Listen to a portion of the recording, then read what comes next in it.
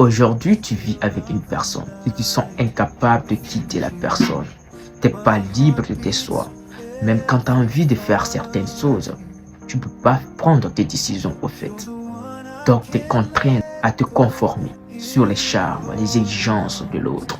Au fait, tu es dans du genre d'esclavage émotionnel. Alors frère, sœur, pour te sortir de cet esclavage émotionnel qu'on appelle la dépendance affective, là, je te partage des choses aujourd'hui qui vont t'aider à te sortir très vite de cette dépendance affective.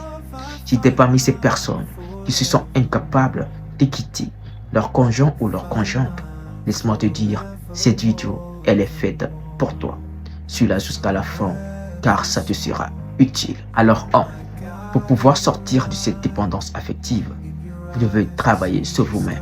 Quand je parle de travailler sur vous-même, je parle de quoi? Travailler sur votre physique, travailler sur votre état mental, travailler sur votre état spirituel. Vous savez, lorsque vous avez ces trois choses qui partent sur le même chemin, là, vous pouvez grandir en estime, vous pouvez braver les chemins, vous pouvez avancer et vous n'aurez pas à vous fier à l'autre pour vous sentir mieux.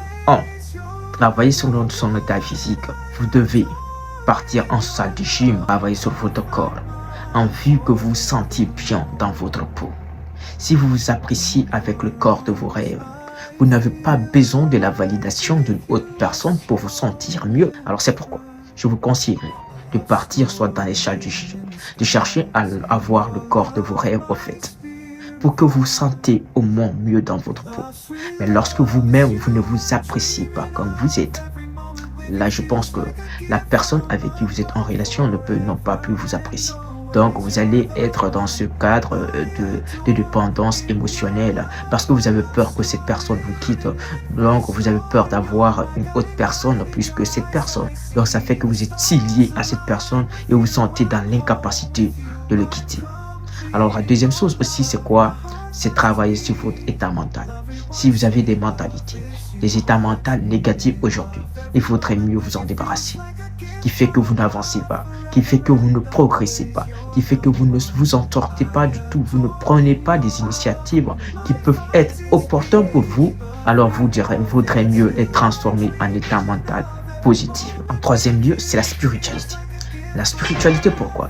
Vous savez, on a des croyances limitantes qui fait que on ne parvient pas à se surpasser, on ne parvient pas à prendre certaines décisions parce qu'il y a cette croyance qu'on nous a souvent répétée qui fait que moi je me surpasse pas, qui fait que moi je suis lié à cette personne, qui fait que je ne parviens pas à me sortir de cette dépendance affective.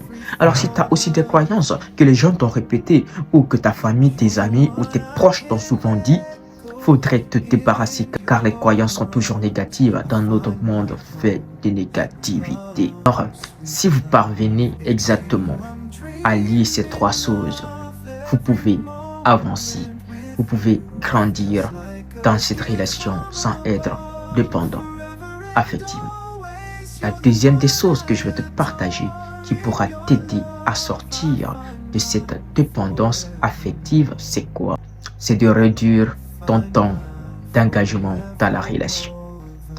Quand je parle de réduire ton temps d'engagement dans la relation, je veux dire quoi? Si par exemple, avant tu étais engagé à 90% dans cette relation, maintenant tu dois t'engager que 10%. Je le dis comme ça. Parce que plus tu consacres ton temps à quelque chose, plus tu te sens lié à cette chose et plus la chose devient importante pour toi. Alors, je consacre ma vie dans une chose, là, la chose devient mienne. Parce que je me sens si lié à cette personne que j'ai cette connexion avec cette chose que je ne me sens pas dans l'incapacité de pouvoir quitter cette personne. Mais lorsque tu réduis ton temps, par exemple, tu te donnes 90% de ton temps à tes projets, à tes visions, à tes objectifs, aux sources qui peuvent t'aider à grandir, à te construire une vie financièrement stable. Là, tu as moins de temps à passer avec la personne. Ça fait que tu n'as pas à passer toute la journée à l'appeler. Tu n'as pas à être trop collant avec la personne. De un, ça peut renforcer votre relation. De deux, ça peut t'aider toi aussi à avancer tant personnellement que professionnellement. Là, parce que on sait, a priori, les relations amoureuses, il n'y a pas quelque chose qui peut détruire émotionnellement que les relations amoureuses. Tu te sens blessé par une personne qui t'a déjà aimé. là ton cœur est vraiment détruit.